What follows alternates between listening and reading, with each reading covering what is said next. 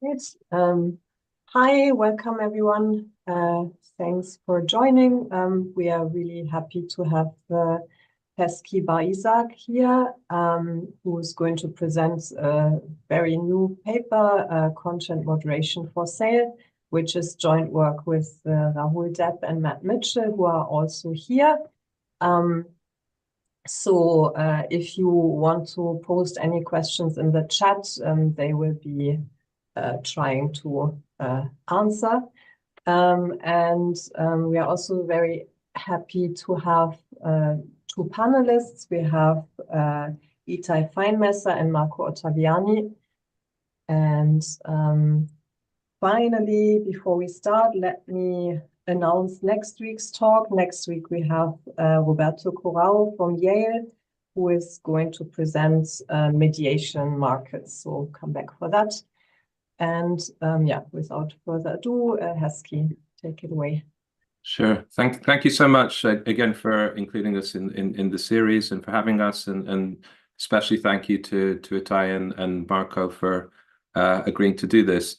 So as Julia mentioned, this is joint work with Rahul and with Matt, who are both here on this call.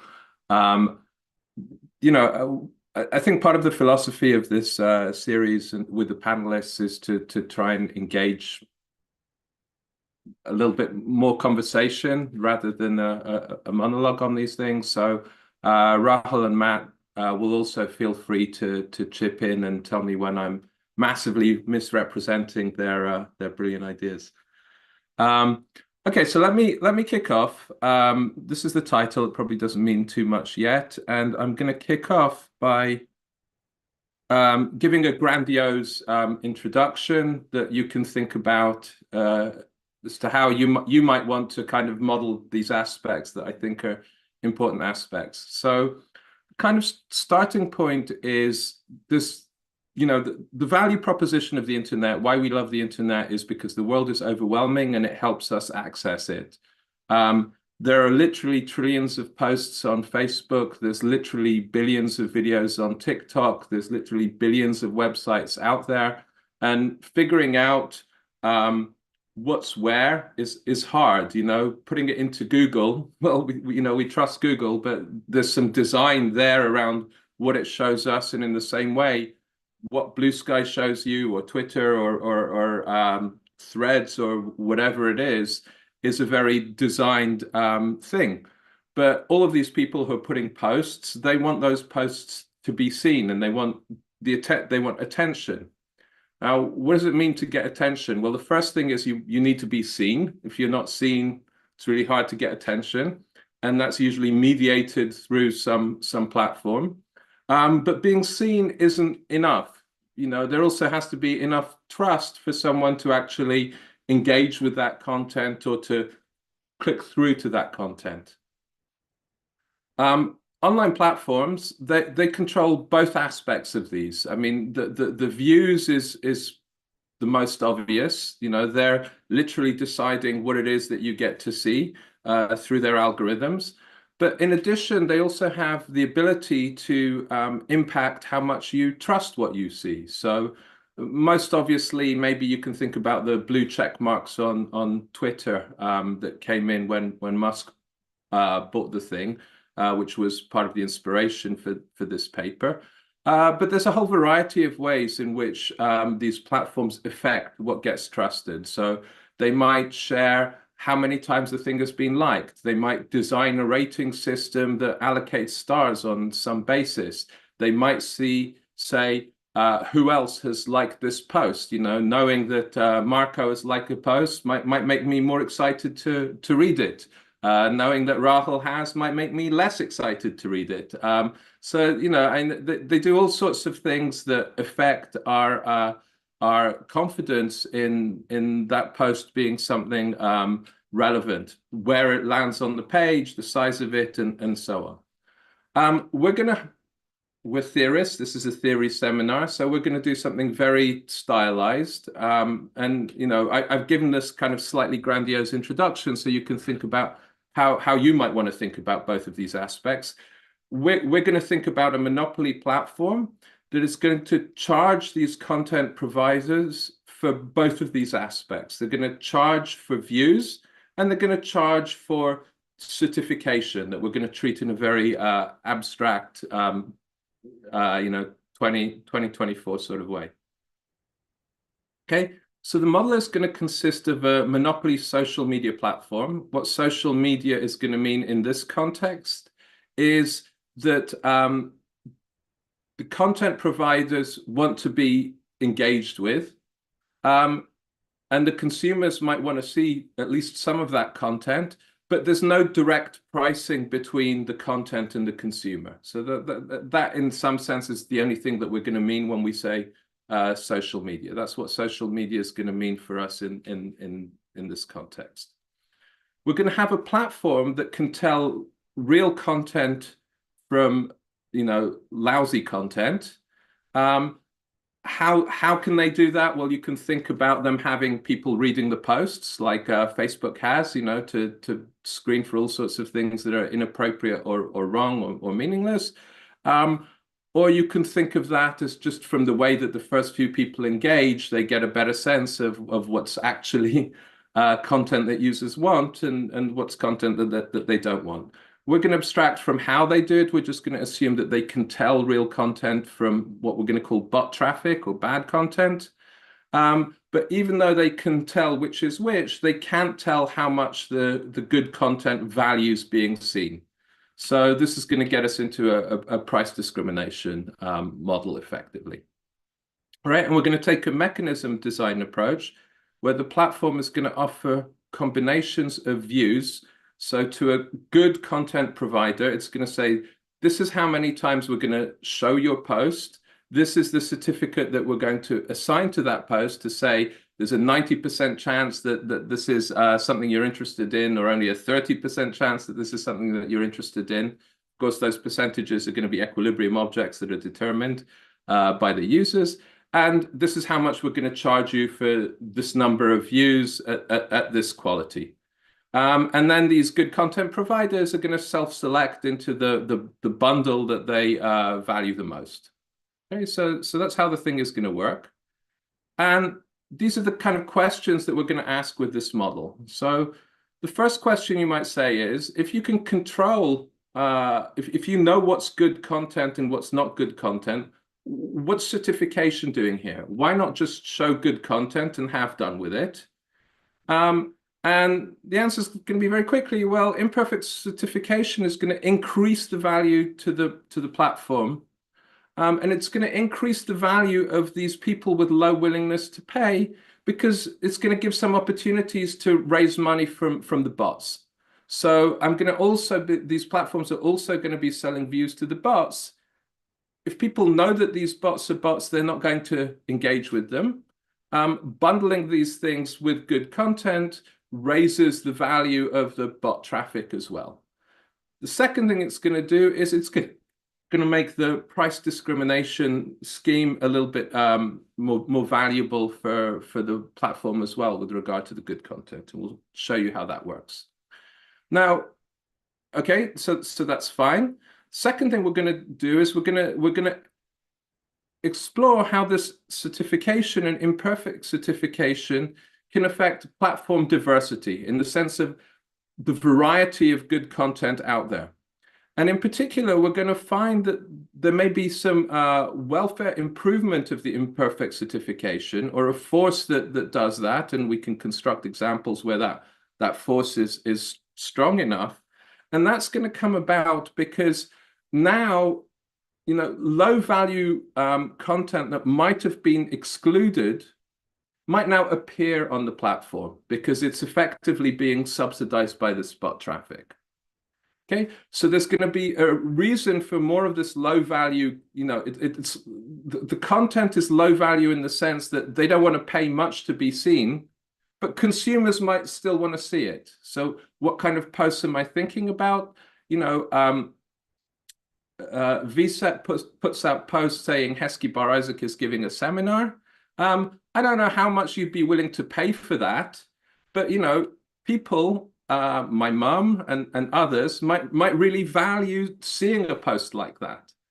Okay, so how do we get a post like that to get seen if it's not so willing to pay so much money for it? Well, the bot traffic is a way to kind of subsidize views of those kinds of posts that are valued by users, but maybe not so valued by the people who are putting them out. So that's going to be a force in this model. And then lastly, once we Just have this a model in place, quick question. Sorry, Heski. yeah. Just on the diversity, if there are more, if there is more good content on the platform, so each user sees more content. So is there kind of the user benefit from quantity of content? I don't know what diversity. I'm not 100% sure I understood what diversity means, but I understand there's going to be more good content. So I'll be able to see Heski's seminar and also all the posts that would have been there otherwise. So it's Yeah, kind of... I mean, our value is going to be by post rather than by user. So having more posts, having more of the relevant posts seen is going to raise welfare, and that will be that I hope will be clearer. Okay, and then because there's kind of been a lot of interest and discussion, so the EU recently after X or Twitter started charging for this verified status, the EU has started issuing policies around this, saying we don't think this kind of things should be sold to people who aren't the real people, and so on and so forth. So one might ask, do we need such regulation, right? Are there circumstances where the platforms are going to certify perfectly in any case? The previous bullet has already told you that might not be such a great idea, but one might be interested in when this would arise in any case. And we will go through some comparative statics in the model to show when that is the case. In particular, if it's expensive for the platforms to show views, then wasting them on bots in some sense means you're going to get perfect certification. And the second thing, which is going to be a key feature of the model, is thinking about how attention works. And so I'm going to flag that the attention and how attention works is going to be key, and the shape of it is going to be an input into the model. And I'll leave it there for now. Okay, so the plan is going to be to set up this model of price discrimination where the platform is going to charge both for traffic and for certification. We'll go through a bunch of benchmarks, give some extensions, and then I will try and time it so that I don't have to talk about literature before summing up. Okay. So, Heski, can I ask a quick question? Absolutely. Now, in principle, the platform could even, rather than charging content provider, it could even subsidize them. Would that be a possibility also in your model, or have you thought about that? Think about, YouTube. Through advertising, in a sense, you kind of pay content providers, at least that's Yeah, so there's nothing in the model that stops this from happening, and I'm trying to remember now whether we have outcomes where the virtual value is negative. I don't think so, but I'm looking at Rahul, who's shaking his head. I don't think we have anything in the model that basically does exactly what Marco says. There's nothing that prevents a negative price. We haven't imposed. We haven't imposed that, but we basically there's no force in the model that has us give positive utility to the lowest, in some sense, value posters. Like we'll set an IR constraint equal to 0 for the lowest type. So there's nothing in the model that's going to force us, in some sense, to give positive utility. As long as they're being seen, because we don't have any cost of production like in YouTube. So as long as posts are being seen, they get value. So in some sense, they don't need to be subsidized the way you're describing, Marco.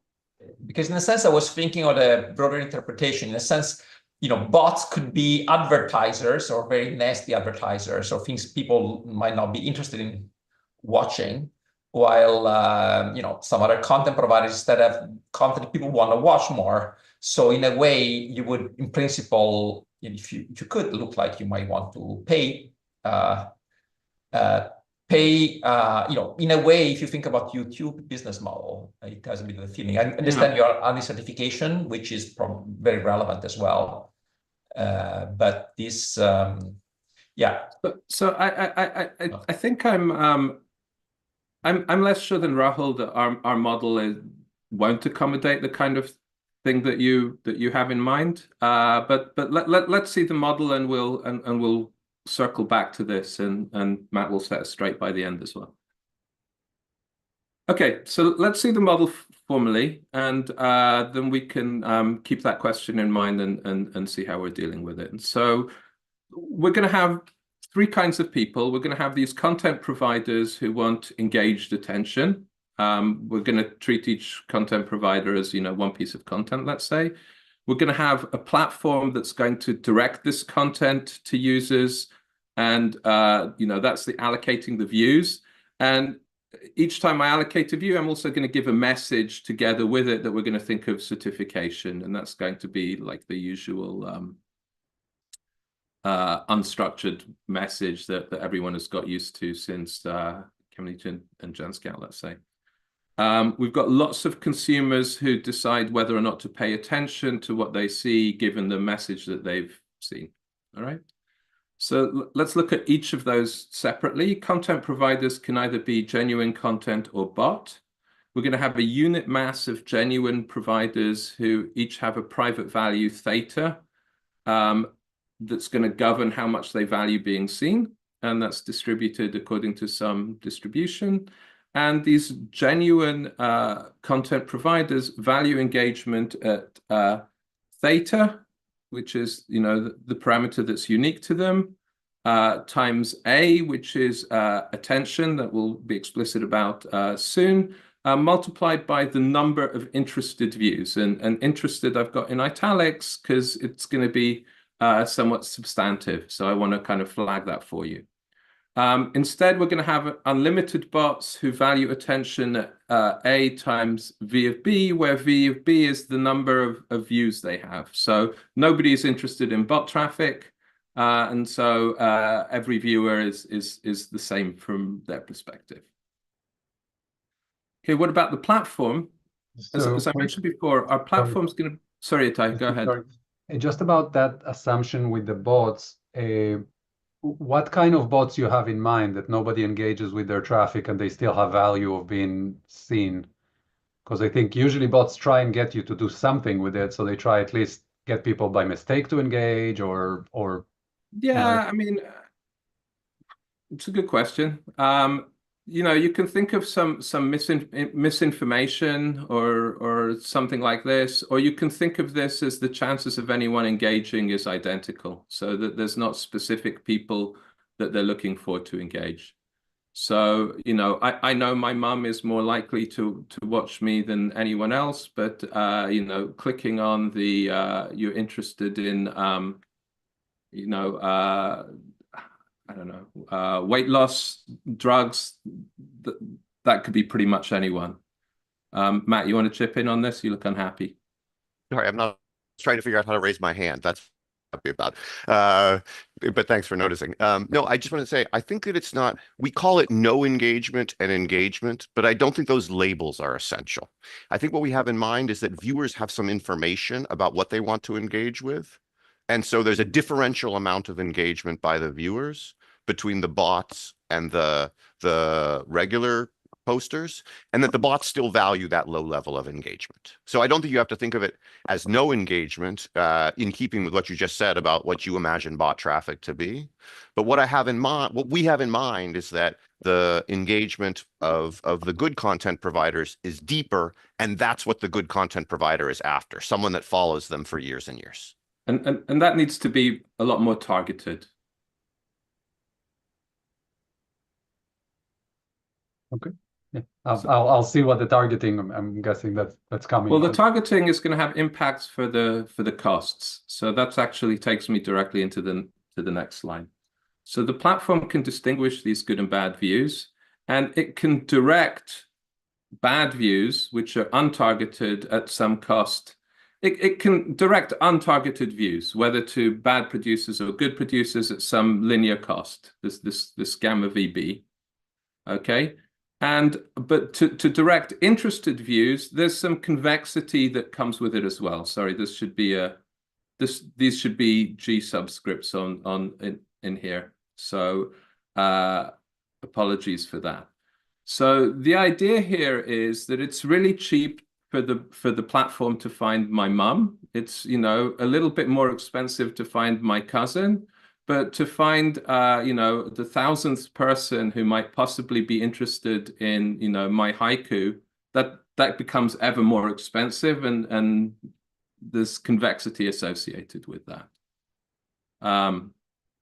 Okay, so that's the idea there, and sorry for messing up the notation. Was that helpful, Itay?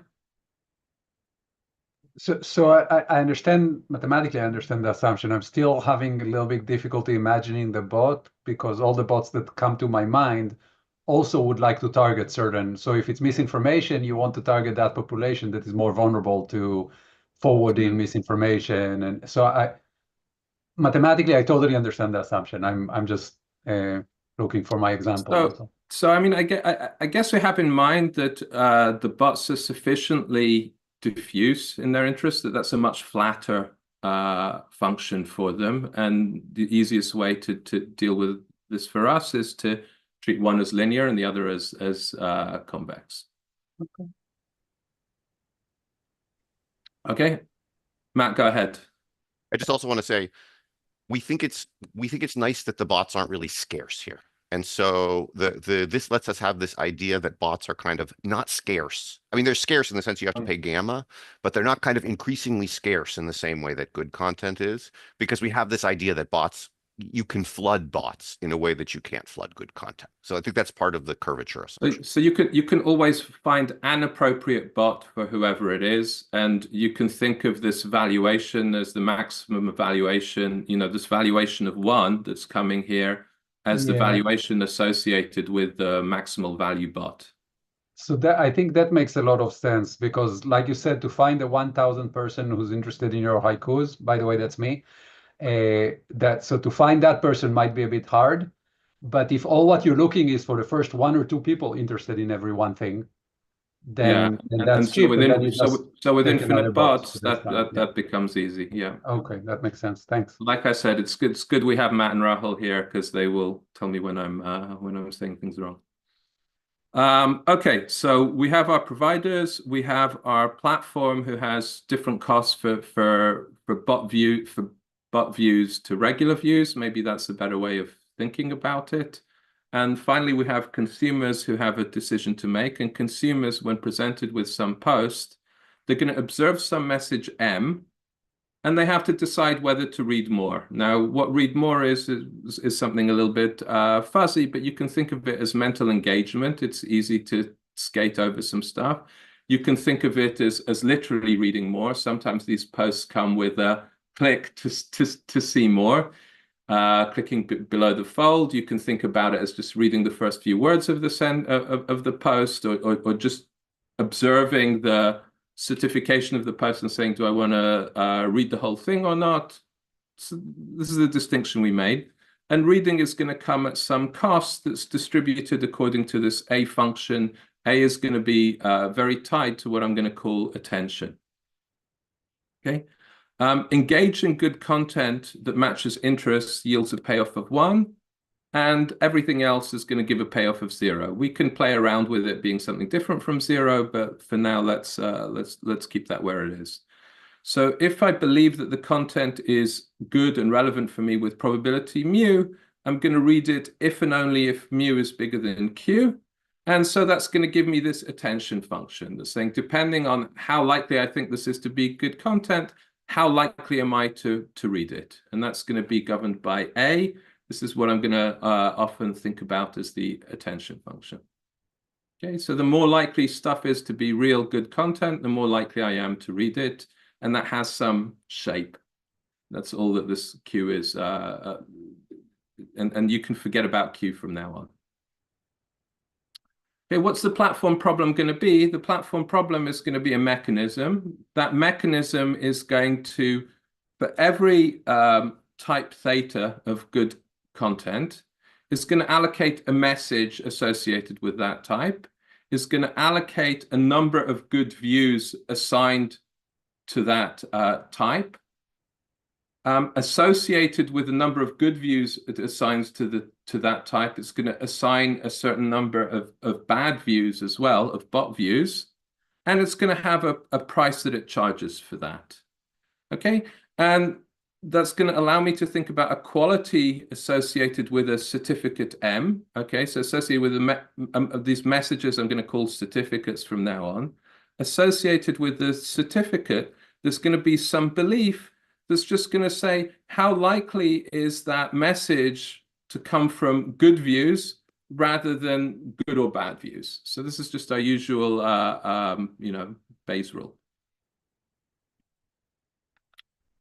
Okay, so that's going to give a pretty messy looking problem for the platform.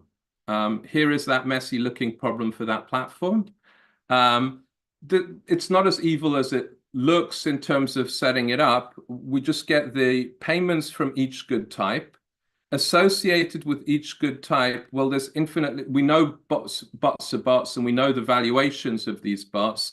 So we're going to just charge them their whole value. What is their value? Their value is going to be, well, this is the number for each theta. This is the number of bot views we're going to get. And associated with each of those thetas is a message. Associated with that message is a belief. And given that belief, we're going to get a certain amount of attention. So this is going to be what governs the value to the bad types. And then we've got to take into account the costs. For the bad types, it's just this linear cost. For the good types, as well as that linear cost, there's this convex aspect as well.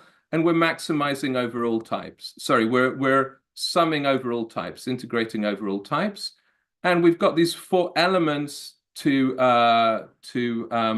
maximize over: the good views, the bad views, the messages, the prices, and there's the usual IC constraint that the good types have to report accurately. Now that's a pain in the ass because we've got these 4 functions to work with, and so what we're going to do is we're going to try and simplify this problem to make it more tractable. So the first simplification, which is going to be really, really helpful for us, is to say, any mechanism that we have, with associated qualities mu, there's going to be another incentive compatible and individual rational mechanism that's going to give the platform and good providers exactly the same payoffs. The bad providers always get 0, so they'll also always get, because we're just charging them their full price, so they're getting the same payoffs as well. All right. But the nice thing about this modified mechanism is the message is just going to be type by type. It's just going to reveal the type explicitly. So each type has its own message, and associated with that message is going to be some belief about how many bots are going to be pulled in with that message as well. Okay, so so even if there's many, many different good content providers that have the same quality of certificate, we can think about them type by type. So rather than pooling these good content providers and pooling a bunch of bad content providers for them, we can just think of each content provider type by type. I'm seeing Rahul doesn't think I've said that clearly enough. No, you're okay? Okay, very good. All right, so that allows us to simplify as well, because now we can think, rather than thinking about VG, VB, M, and P, we can think about VG, P, and now just think about the mu associated with that theta. And that will pin down for us, so the quality of certificate that you get, and associated with the quality of certificate that you get, you're going to get a number of bad views. So that should probably have a VG multiplying it there as well. Sorry for that. Very good. All right. So the idea here is that of all of these bad views, rather than thinking about a mass of them, I can just allocate them type by type and get the same beliefs and get the same IC constraints and IR constraints and so on. So that allows me to simplify the problem. And now I have only 3 functions here, so that's easier. Now I'm going to do, the usual mechanism, design magic, and use the first order constraint from the IC to rewrite prices, rewrite virtual values, and now I have a much nicer looking problem that is just in terms of the good views that I give and the certificates that I have. Rahul, what did I miss? No, you didn't miss anything. I just wanted to go back to Marco's point about subsidization and try to be a little bit more articulate about what I was trying to say.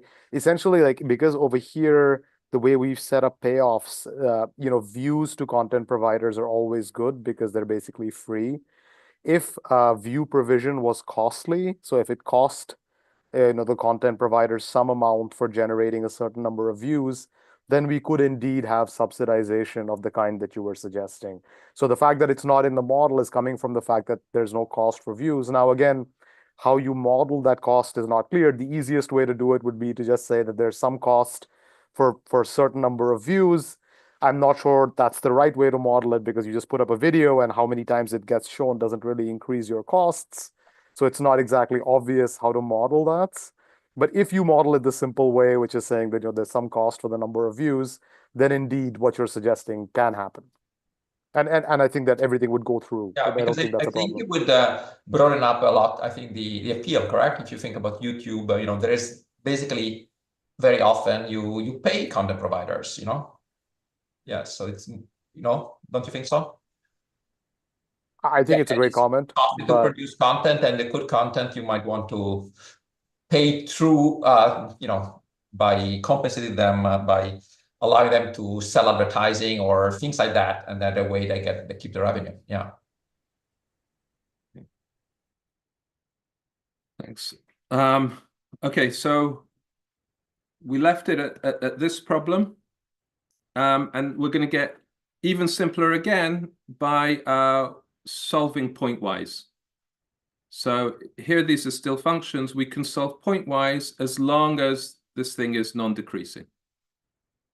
Okay, so that gives us the problem to work with. Very good. That was a little heavy and painful, so let me kind of step back for a second and give you some benchmarks to think about and get to some economics. So the first benchmark that I want to think about is just a kind of planner problem. So suppose that what we want to do is just maximize engagement. All right.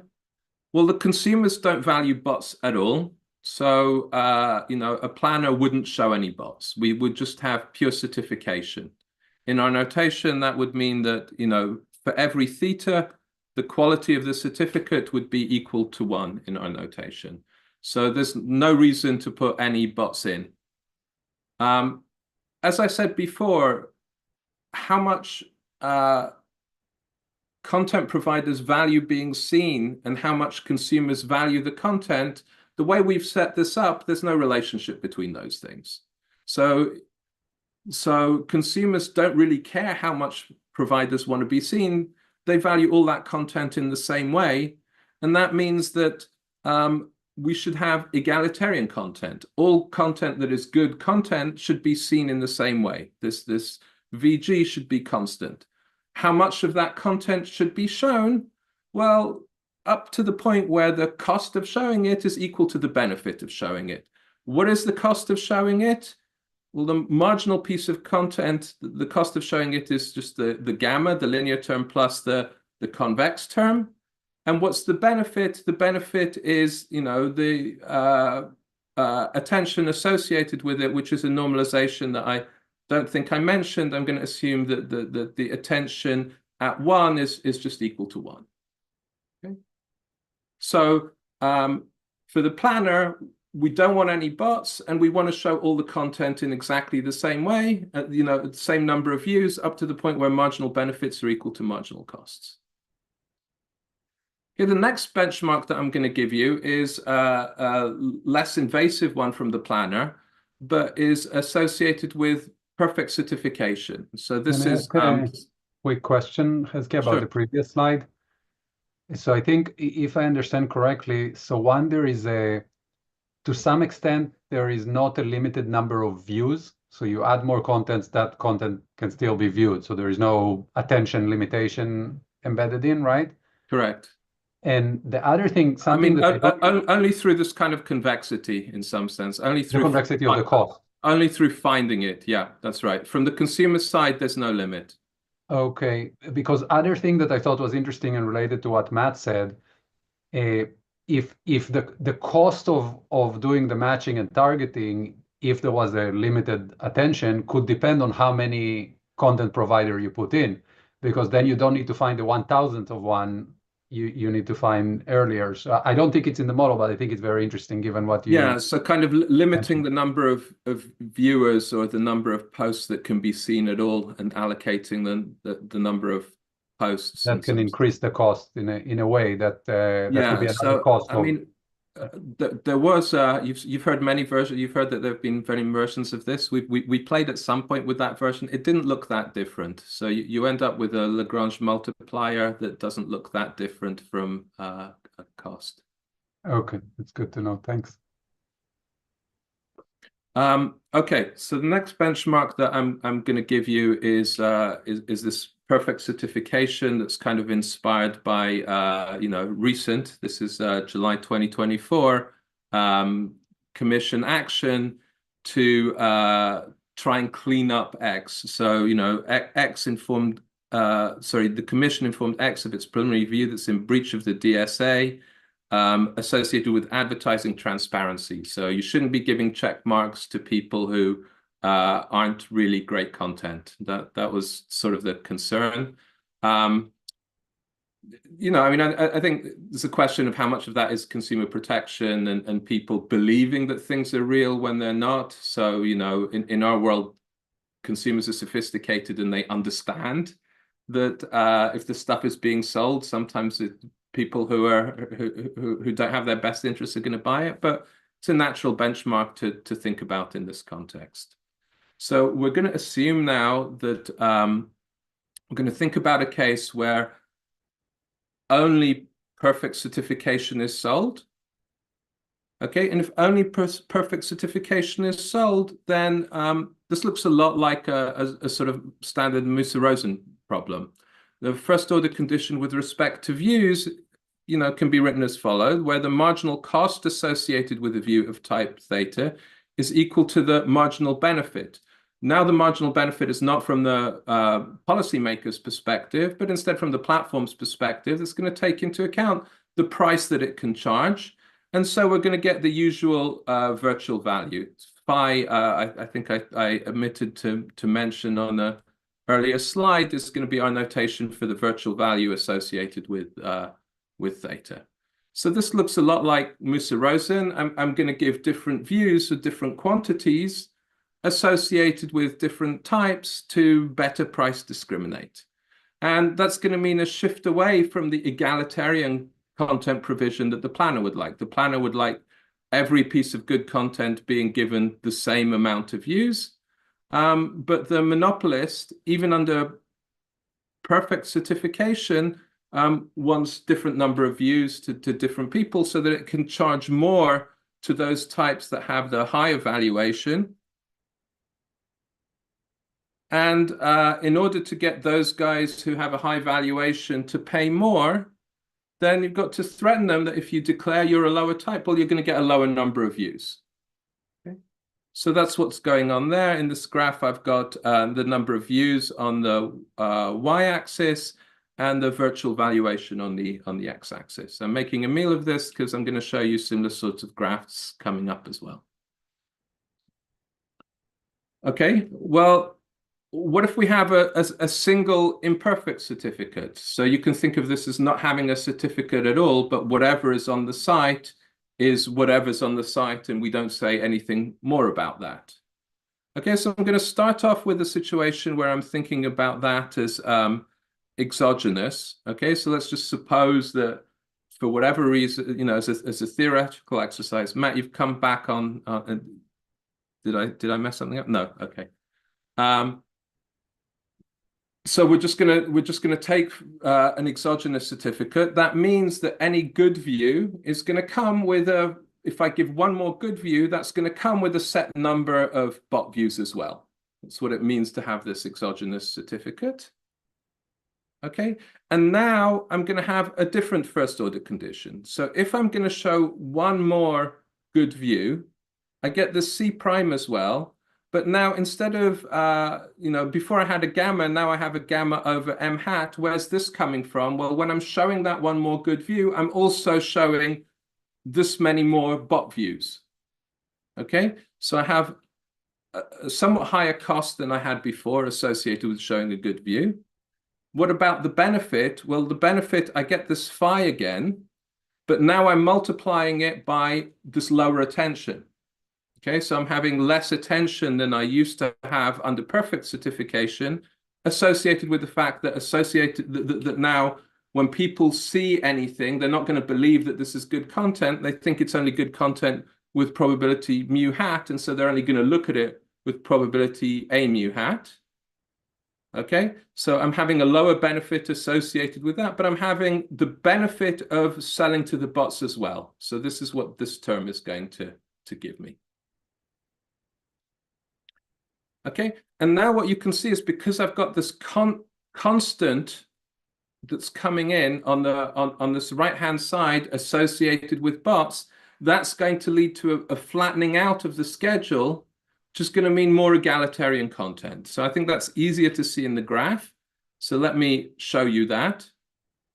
And in fact, let me show you the comparison between this imperfect certificate at some particular value mu hat and perfect certification.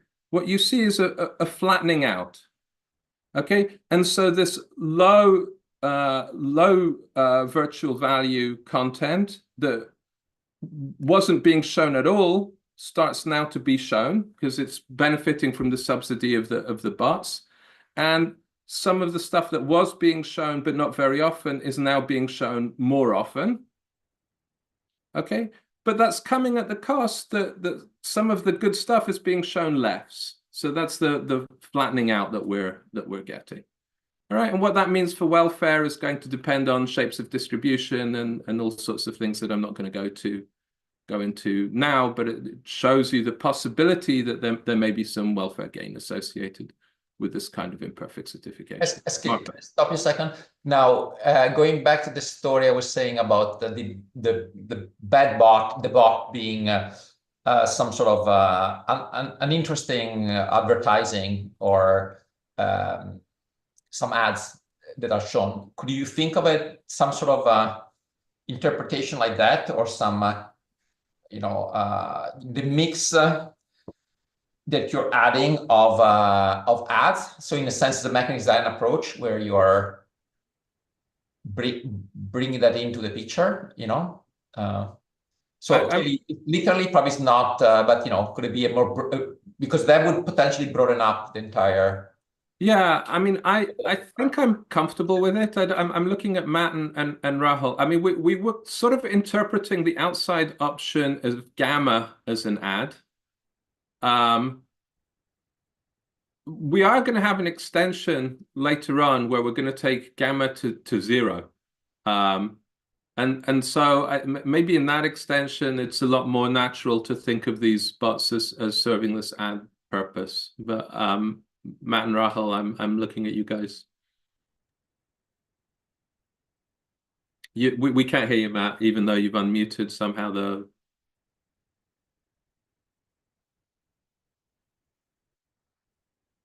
So let's hold on to that thought. But I think I may be more comfortable with that interpretation than everyone in the team. All right, and we'll watch Matt going nuts at his lack of audio. Hello. Do you hear me now? Now we hear you. Okay. Great. I just want to say on the ads, I think that's a fine interpretation, but I actually think it narrows the scope here a little bit, not broadens it. I think it's okay to think of these. When I think about when I'm on Instagram, the things I see that I don't want, it's that buff guy with the beard telling me how to get buffer, which is basically an ad for some services that, you know, the buff guy can provide. But I think of it as more than that. I think it also could be, you know, Russian bot traffic trying to convince me of the wrong person to vote for. But I do think it's fine if you want to interpret this as just how to optimally mix ads into good content. Sorry that took me so long. Thank you. Because in my view, it's at least it broadens the applicability. Yeah, but I could be wrong. Yeah, but then okay, it was worth the wait for me, Matt. So thanks for that. Sorry about that. Okay, so I'm looking at time, and I'm going to skip over this actually, and go to the optimal mechanism, which, you know, at some point I should solve the problem for you, but I'm not going to say that much about it. Moving beyond just the single imperfect certificate is going to be helpful for us. I mean, the single imperfect certificate was useful for monetizing bots, but you saw we were sacrificing an awful lot from the high-value genuine content guys. Varying the certificate quality is going to allow me to use polluted certificates from the low-value content to monetize bots in the way that we've seen, but without sacrificing as much revenue from the high-value good content. Okay, and so I'm going to gain from using both instruments. And using both instruments is also going to help me with the price discrimination. Now I'm not just punishing the good guys with lower views, but I'm saying, you know, declare that you're good, otherwise you're going to get a lower certificate. So allow, you know, the use of both these instruments then is going to be helpful for the platform to extract even higher revenues. All right. The result that we have that we've shown is that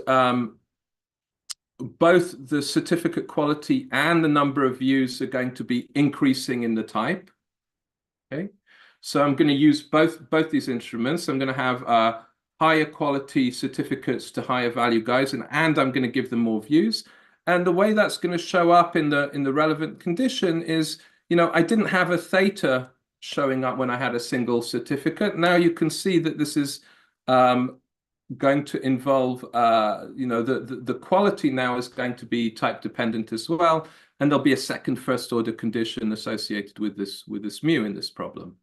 That's not very pretty to look at, so I'm just going to show you the graph instead.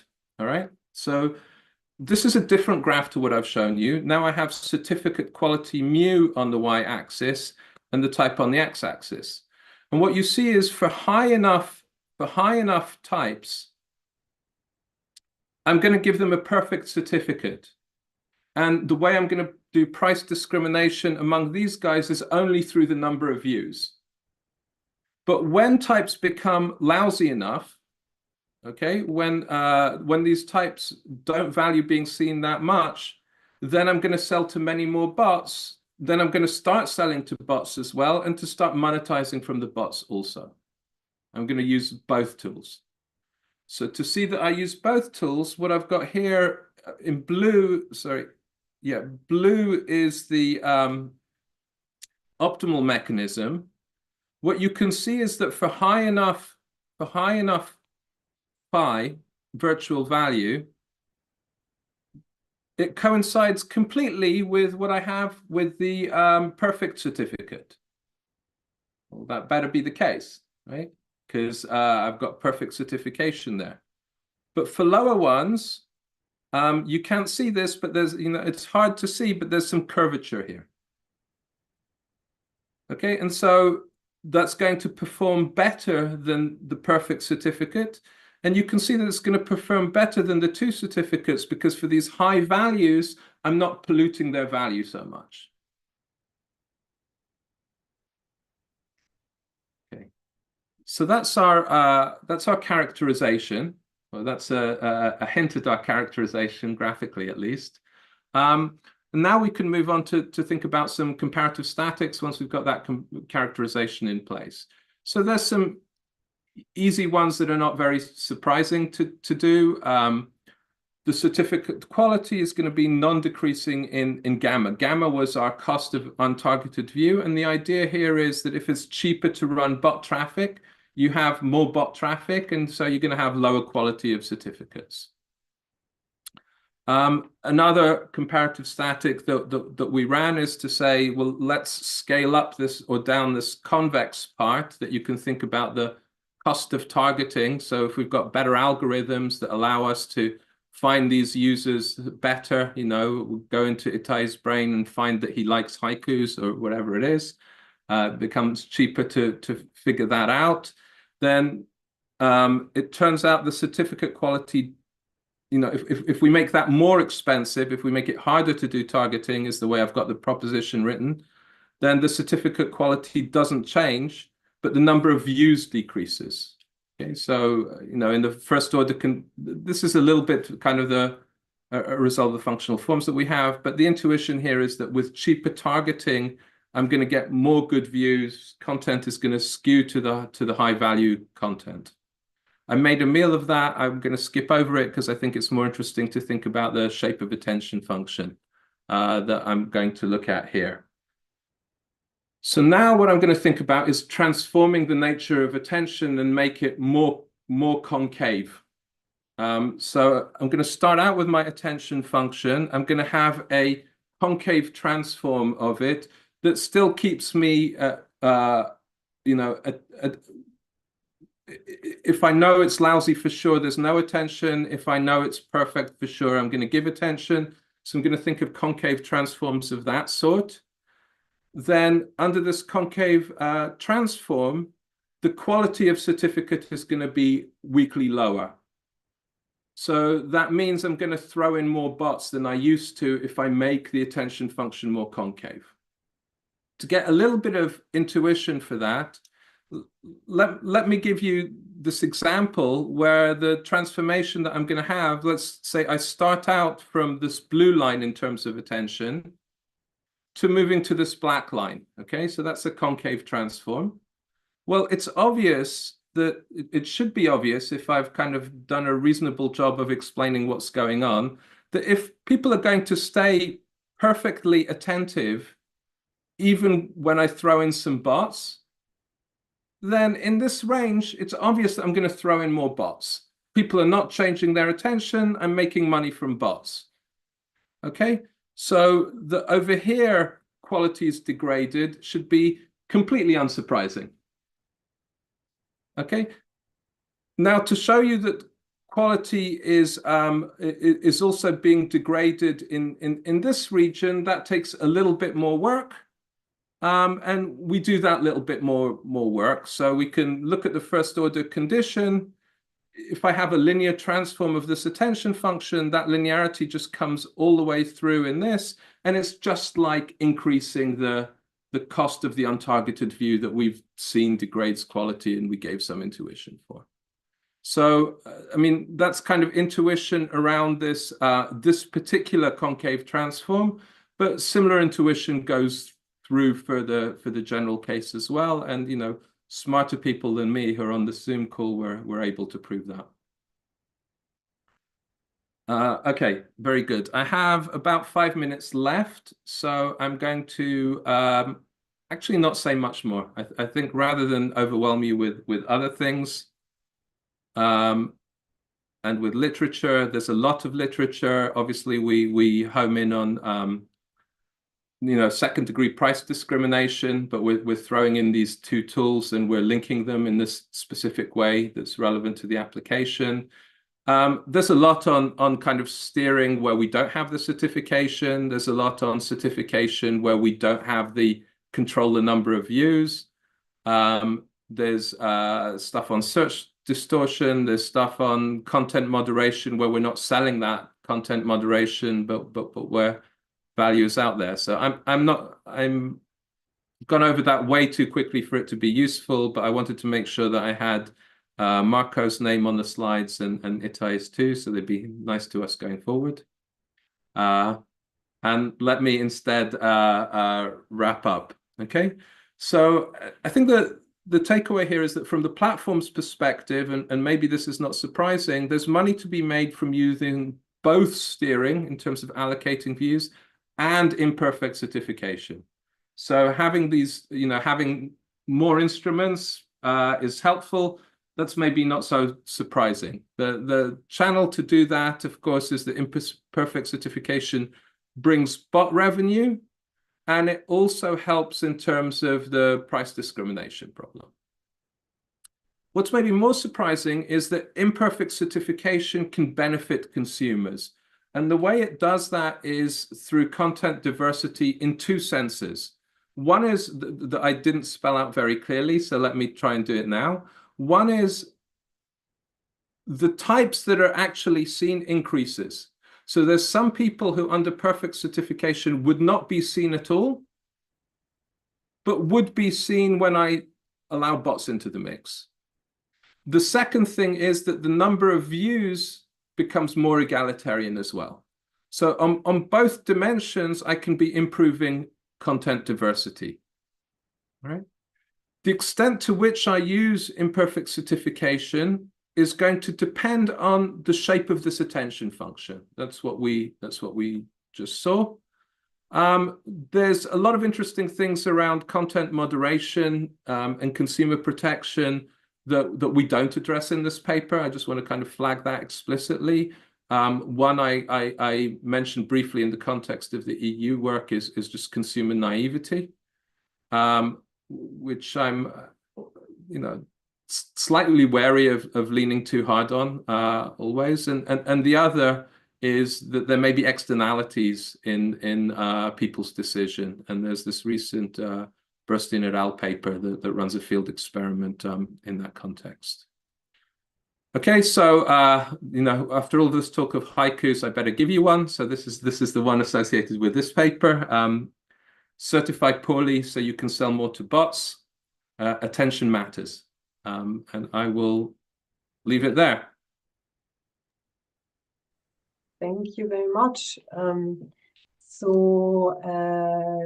Yeah, maybe I ask first the panelists if they have any final comments or questions. Does anyone of you want to start? Itay or Marco? Yeah, no, maybe just, I greatly enjoyed thinking about this. So maybe the one other bit of the literature that you might relate to is the literature more on broadcasting, or I guess you don't model advertising bit, but still, I think about Anderson and Coate, and I think in my view, probably you offer a mechanism design approach, which is actually very powerful, I think, and I'm not sure it's been done in that context. Okay. Clearly, to me, but I mean, I would have to look it up in the literature, what would be the closest there with the mechanism design approach, but it looks like very, very powerful, this, and broadly applicable in that context. Yeah. It could be just a reinterpretation of what you have at the end of the day, and yeah. No, that's great. So in my view, it's a bit like the other thing I was mentioning when we corresponded by email. This in a sense, the literature on damaged goods. So you don't need, I think. I mean, actually, some of the more recent development also there show that. While initially they look at a situation where the damaged good is more expensive to produce, but it's not a necessary ingredient in their model, correct? So in a sense, you have a version of that here in a more general way with a very powerful application. Yeah. Great. Thank you. Yeah. So thanks. I enjoyed reading the paper, and I think I learned more also from the presentation. So I think there's some insights that I like the mechanism design approach too, that it kind of gives insight beyond where other papers, right? You have that result that if we kind of regulate and make certification be accurate, it kind of crowds us. It might be harmful in a way that it will change either the balance or the quantity of good content. And that's similar. I mean, Matt knows that literature a lot. Matt paper with Daniel is related to that, and my paper. And I think that it's nice because you have the potential here to show what mechanisms and which aspects of that are really the ones causing that effect, which we see in other papers in a more black boxy way. I have two questions that are kind of, I mean, they're half questions, half comment. I don't know how you want to think about it. But one is understanding better that idea of diversity and how that's related to consumer surplus. So when I read the paper the first time, I thought that mu star is kind of what I should think about for the consumer surplus, because they see better content in a sense that when they see a content, they know what to predict. But then there is that idea of diversity that you guys are showing that matters in the sense of the amount of good content rather than the ratio. And yeah, I think I would love to know more about that and how to think about consumer surplus in that context.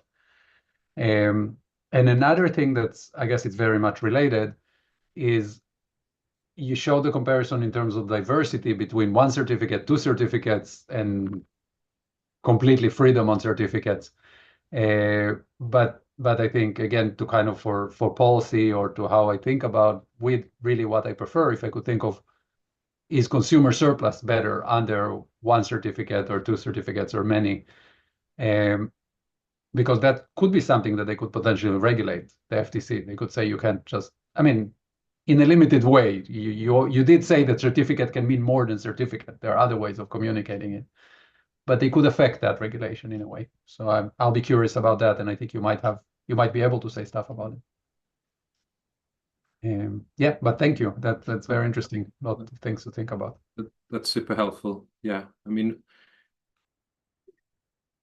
the welfare was a little bit tricky, and I didn't show much of that because that starts to require us to take a stance on these distributions as well. Which we can do. Matt seems happy to take that stand. I was once a macroeconomist, so I like power functions. And if the attention function is a power function, then consumer surplus is proportional to mu times V. And so when we maximized mu times V in the very first planning problem Heski showed you, we were literally maximizing consumer surplus if the attention function, so the distribution of the costs, you can think of that as viewing posts, is a power function. So I mean, I think it's an approximation, of course, but you can get, but I do think that there's a sense in which there's a connection between mu times V and consumer surplus.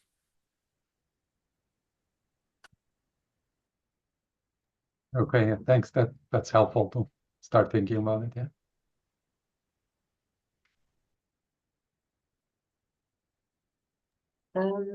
Yeah, so does anybody else want to ask a question? Can I maybe ask to start off?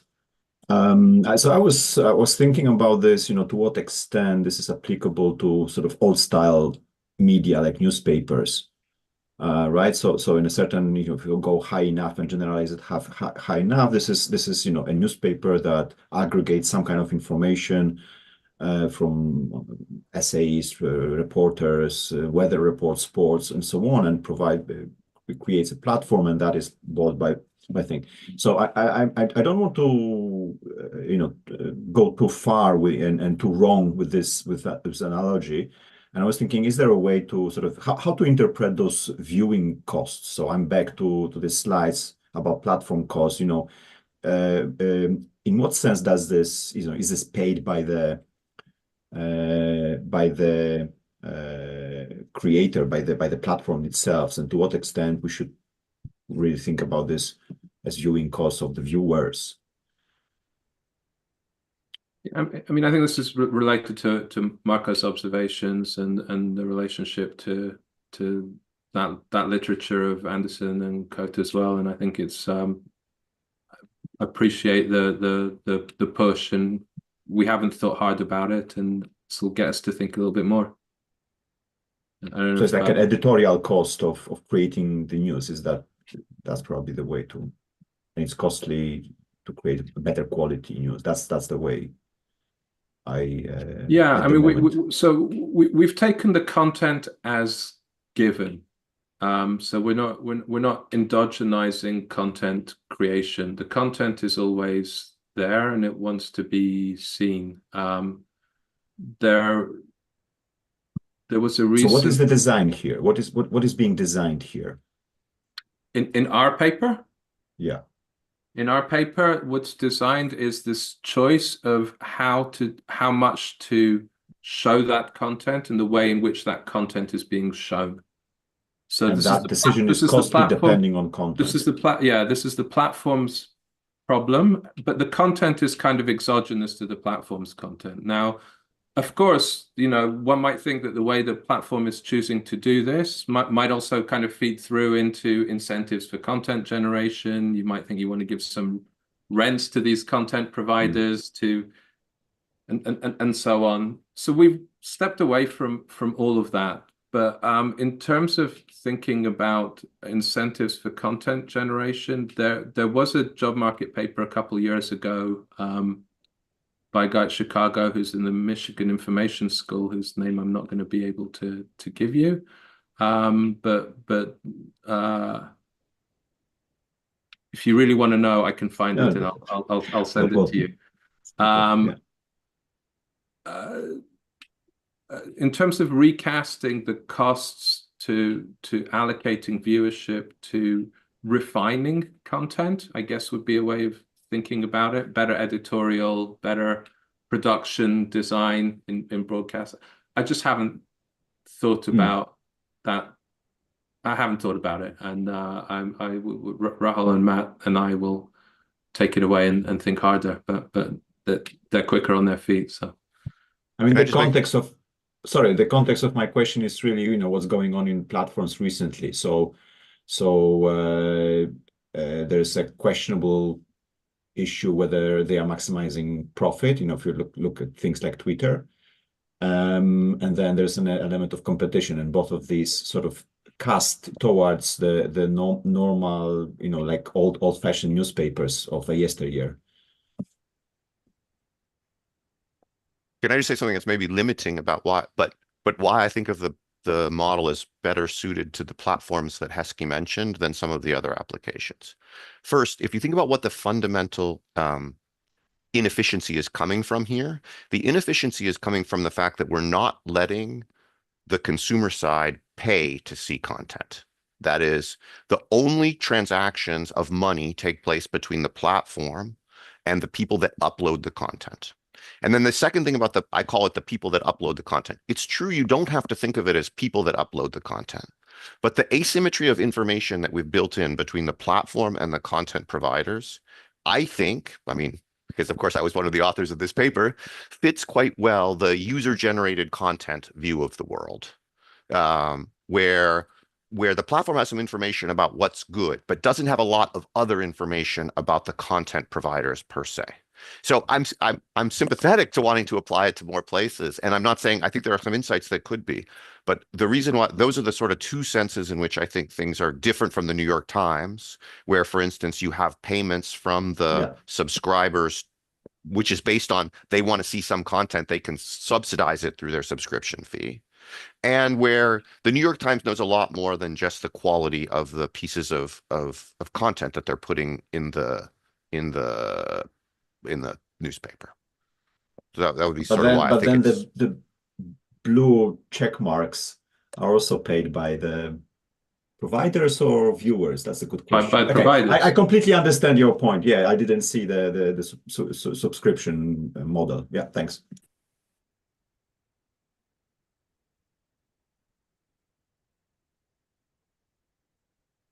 I think that's helpful. But I think So thinking about the platform as maximizing something other than profits, even in our context, isn't crazy. Sorry, Julia. No, I was just asking if someone else wants to ask a question, or if we should wrap up the official part. Right. Yes. I was told nobody complains about stopping early. So.